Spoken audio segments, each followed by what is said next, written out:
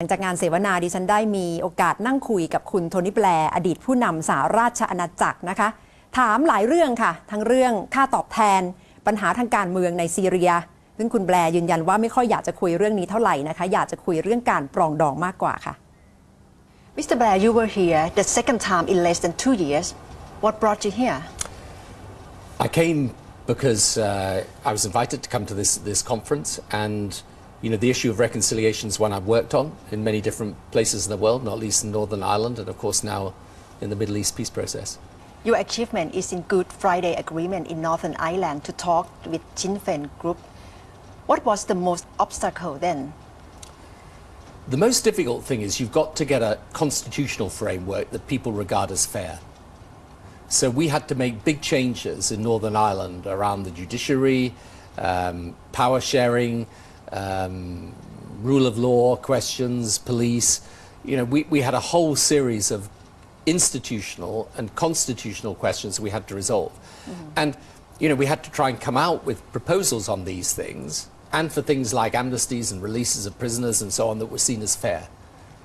Now that's very difficult to do, easy to say, very difficult to do. But that's what we spent a lot of time on, getting that framework for the future right. You'll never persuade people about the past. That's one thing we learned. There's no point in trying to persuade people that they were wrong and you were right about the past. What you can do is establish a shared basis for the future.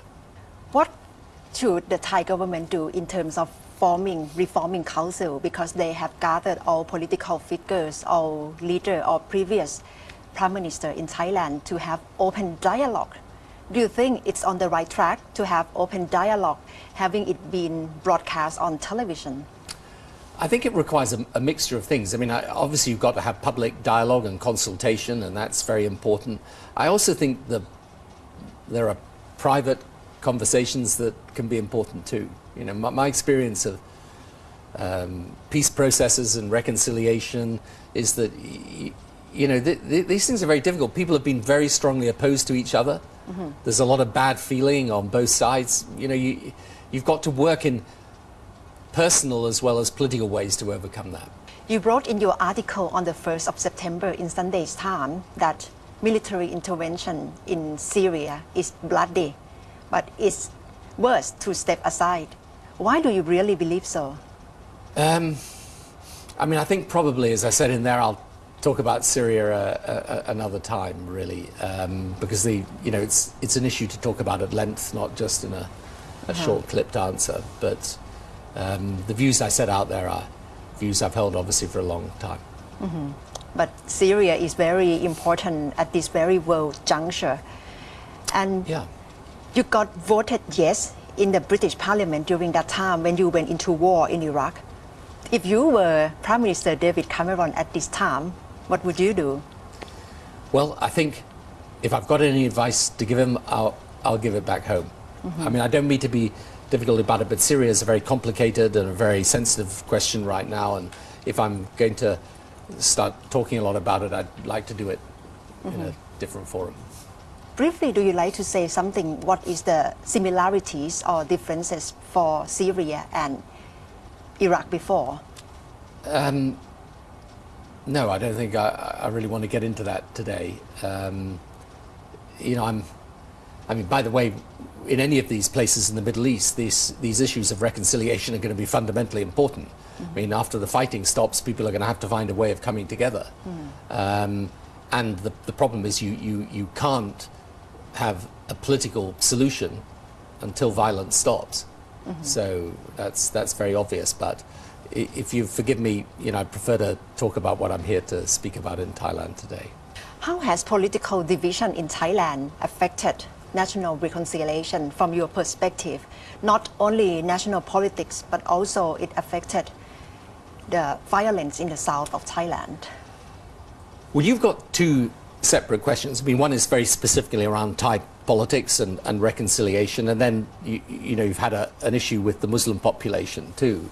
And in respect of that issue with the Muslim population, I think the lessons are very clear from around the world as to how to try and bring about reconciliation between people and respect between people of different faiths. and it's important, obviously, to make sure that some of the radicalization that's happened elsewhere in the world doesn't spread here.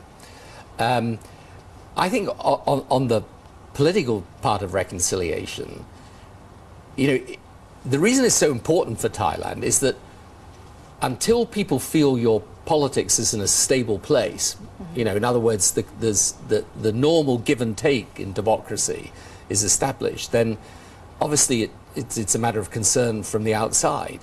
But as I say, the potential opportunities for Thailand are huge, and Thailand could be a major regional power for sure, and possibly even a global power if it gets global power. Well, the UK's still a global power with a population under less than yours, and you're in a position where the natural resources of the country, the position of the country. There's absolutely no reason why you shouldn't do that.